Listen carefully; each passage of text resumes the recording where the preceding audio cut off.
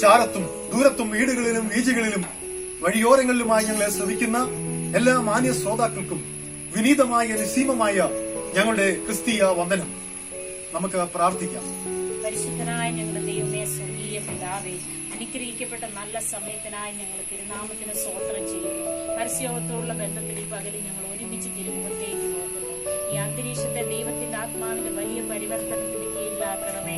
കർത്താവേ, നടക്കുന്ന പാട്ട ദൈവവചന ശുശ്രൂഷകൾ ഒക്കെ അനേകരുടെ വിടുതലിന് ആശ്വാസത്തിന് കാരണമാക്കണം. സമാധാനമില്ലാത്ത, സന്തോഷമില്ലാത്ത, നിരാശ അനുഭവിക്കുന്ന ജീവിതങ്ങളോട് ദൈവാത്മാവ് ഇടപെടണം. എല്ലാത്തിനും നിങ്ങളുടെ ആത്മാവിന്റെ സാന്നിധ്യവും ദൈവകൃപയും ഉണ്ടാകണം. യേശുവിൻ നാമത്തിൽ തന്നെ. യൗവനക്കാരേ, നല്ലൊരു ജീവിതം പാഴാക്കിടല്ലേ. യൗവനക്കാരാ, യൗവനക്കാരേ, നല്ലൊരു ജീവിതം പാഴാക്കിടല്ലേ. ലോകത്തിൽ കാണും സുഖങ്ങളെല്ലാം ദൈവത്തിൽ മറന്നു നീ മോഹിച്ചിടല്ലേ. ലോകത്തിൽ കാണും സുഖങ്ങളെല്ലാം ദൈവത്തിൽ മറന്നു നീ മോഹിച്ചിടല്ലേ. മരണം ഒരിക്കൽ നിശ്ചയം, അടക്കമുണ്ടൊരിക്കൽ നിശ്ചയം, മരണമുണ്ടൊരിക്കൽ നിശ്ചയം, അടക്കമുണ്ടൊരിക്കൽ നിശ്ചയം. ന്യായവിധി വേഗത്തിൽ, പ്രതിഫലമുണ്ട് സ്വർഗ്ഗത്തിൽ. ന്യായവിധി വേഗത്തിൽ, പ്രതിഫലമുണ്ട് സ്വർഗ്ഗത്തിൽ. യൗവനക്കാരാ, യൗവനക്കാരീ, നല്ലൊരു ജീവിതം പാഴാക്കിടല്ലേ.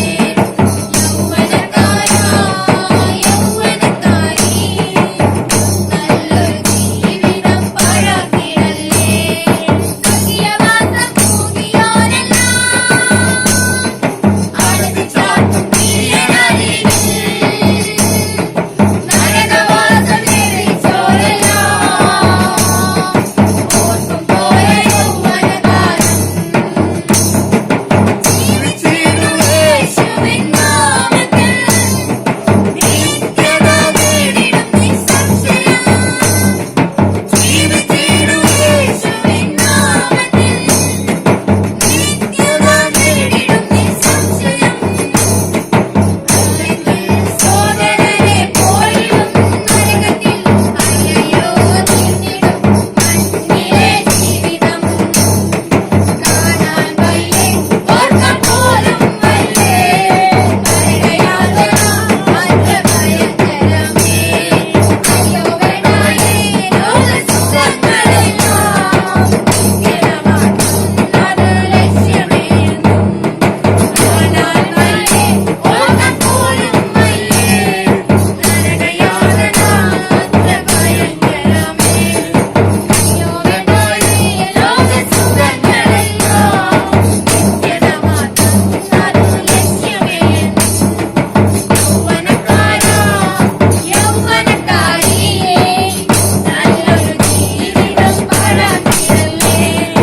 യൗവനക്കാരാ, യൗവനക്കാരീ, നല്ലൊരു ജീവിതം പാഴാക്കിടല്ലേ. തുടർന്ന് ഒരു ഷോർട്ട് മെസ്സേജ് പറയേണ്ടതിനായി എമിമയും ഗായത്രിയും ക്ഷണിക്കുന്നു. ദൈവത്തിന്റെ നാമം വാഴ്ത്തപ്പെടുമാറാകട്ടെ. പ്രശാന്ത സുന്ദരമായ ഈ നല്ല സമയത്ത് ഈ ശ്രവണ പരിധിയിൽ അടുത്തും അകലെയുമായി ഞങ്ങളെ ശ്രവിക്കുന്ന എല്ലാ ബഹുമാന്യരായ ശ്രോതാക്കൾക്കും അതുല്യനായ യേശു ക്രിസ്തുവിന്റെ നിസ്തുല്യ നാമത്തിൽ ഞങ്ങളുടെ ക്രിസ്തീയ വന്ദനങ്ങൾ. 21-ാം നൂറ്റാണ്ടിലെ സമൂഹം നിരവധി മാറ്റങ്ങളിൽ കൂടെയാണ് കടന്നു പോകുന്നത്. പാശ്ചാത്യ സമൂഹത്തിൽ ഏകദേശം 5 പതിറ്റാണ്ട് കൊണ്ടുണ്ടായ മാറ്റമാണ് 1.5 പതിറ്റാണ്ട് കൊണ്ട് നമ്മുടെ സമൂഹത്തിൽ സംഭവിച്ചത്. അത് പ്രകടമാകുന്നത് കുടുംബ ബന്ധങ്ങളിലാണ്.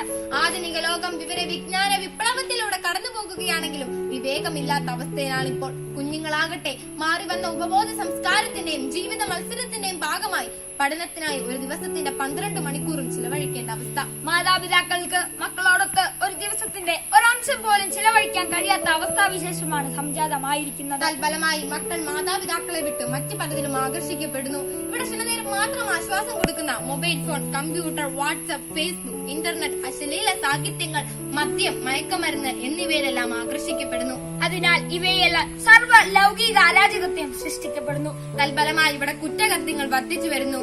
ലഹരിയാൽ പുകയുന്ന ക്യാമ്പസുകൾ. നമ്മുടെ കേരളം ലഹരിയാൽ നിറയുന്നു. ഇന്ത്യയിൽ ഏറ്റവും അധികം ഭ്രൂണഹത്യയും മദ്യപാനവും ആത്മഹത്യയും നടക്കുന്ന സംസ്ഥാനമായി ദൈവത്തിന്റെ സ്വന്തം നാടായ കൊച്ചു കേരളം മാറിക്കൊണ്ടിരിക്കുന്നു.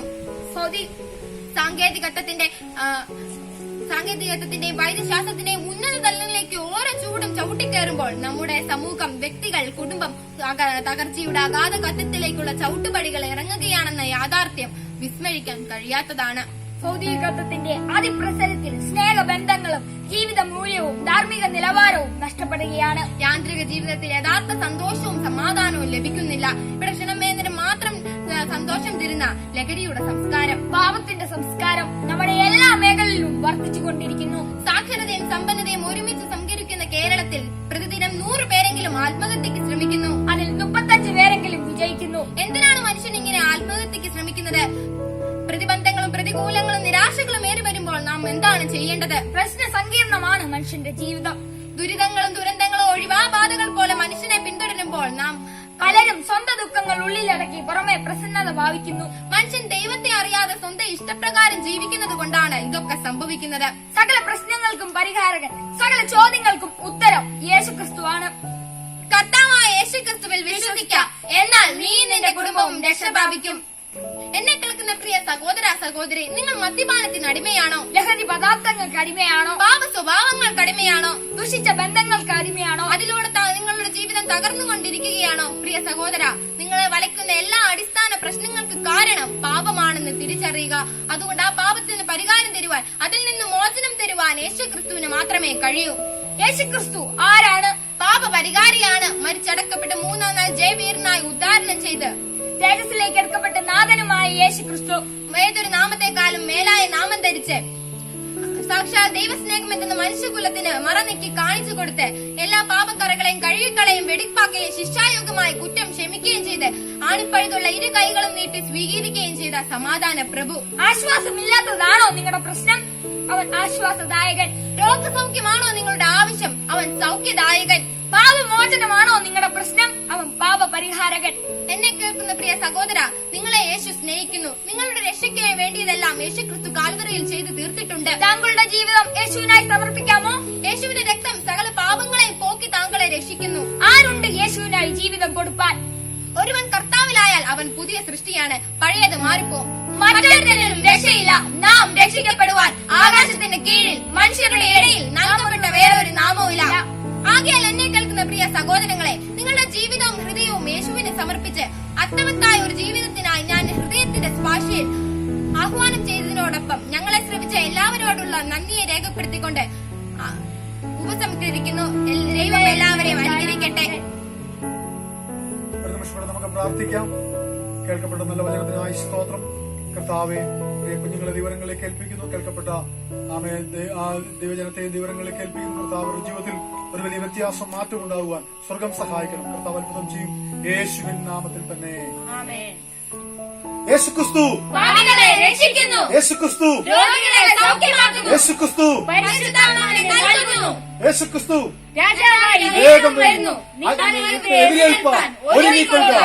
അഖില ലോക രക്ഷിതാവായ യേശുക്രിസ്തു. ജയ് ജയ് ജയ്.